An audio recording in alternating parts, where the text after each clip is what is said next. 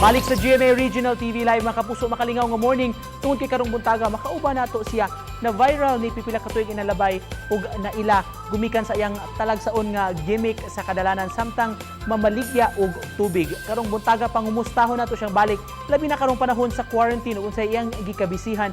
Makauba nato ang giilang tubig queen sa Subo, si Jay Comer Teberio. Good morning, Sir Jay.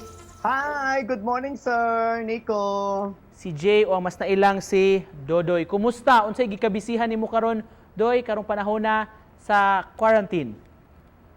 Of course, akong kabisiyan, of course, akong pagtudlo o pagtabang sa atong mga katawhan. Kay we know nga maestro naman ka sir, nag-teach naman ka sir, no? Pila ka years na? Yes, almost 3 years po, sir. Karong panahon sa quarantine, sir, wala pa may klase, pandemya ta, we learned nga nag-volunteer day kuno ka sir for a kaning sa efforts sa gobyerno. Unsa man imong gibuhat, Doy? Yes, nag-volunteer ko isip usa ka shuttle bus sa usa ka kaning programa sa gobyerno. Free ra na siya, walay bayad kay gusto ko mutabang sa isang katawo na to. Walay bayad na. Unsa may imong buhaton samtang mag-volunteer ka, mo assist ka sa mga pasahero ni imong shuttle service? Okay. Sa usa ka shuttle bus na idua ka na-assign. Ang usa kay tig temperature, unya tig alcohol, unya ako kay tig report, tig report sa office kung pilang pasahero, tig ana o using a cell phone, and then ako po tig entertain. How do you entertain man, Doy, sa atong mga kaigsuonan nga manakay sad sa inyong shuttle service? Mag-joke-joke ko, musayaw ko, o kana buhaton ako ang tanan para mawagtang ilang stress.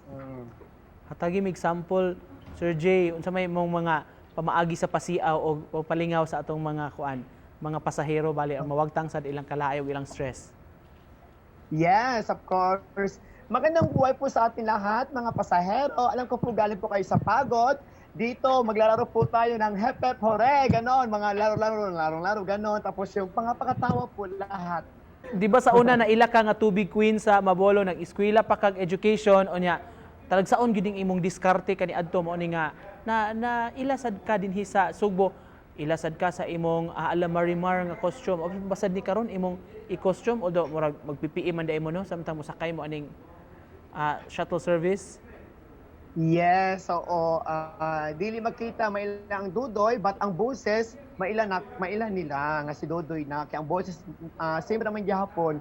Pero mag-PPE mi para protection, yun na, o di ba? Pero alimot kayo ang PPE. Pero ang gwanta lang yun, yung bang Ginoo nga sacrifice. Gawas ko no ini, naga-zumba kuno pud ka karong panahon na, Doy. Unsa pa ibang gikalingawan nimo?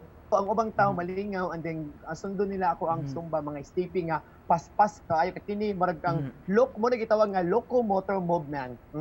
Locomotor movement ganon.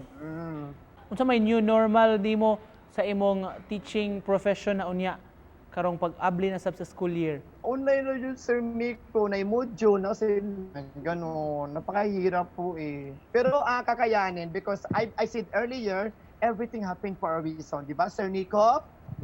Tinuod yun na. Amen on that. Finally, Sir Doy, or nasulti na nimo ni pero basi gusto pa ka mo expound. Unsa man nimo pag message lang pud nimo sa atong mga kaigsuonan karon unya ikaw unsa may tips or sikreto, how do you maintain this positive disposition despite sa mga problema nato sa imong matambag sa atong mga kapuso nga nagtan-aw?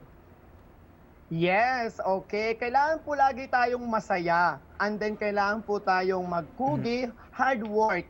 And then kailangan po tayong mag-pray ng rosary. You always be positive. And then whatever happen, every problem, they have a solution. Every problem, they have a solution. So that's why everything happened for a reason. I believe that one. Kaya lang guys, happy lang, walang ending. Go, go, go! Yan, kailangan smile people around you like me, like I'm still young. Look at me. Oh. Wow, thank you so much, makalingaw nga conversation. Kauban ang ilang tubig queen sa Sugbo, Jay Comer Teberio, si Dodoy. Thank you so much, Doy. Welcome. God bless you po. See you soon, Sir Nico. Thank you. God bless you.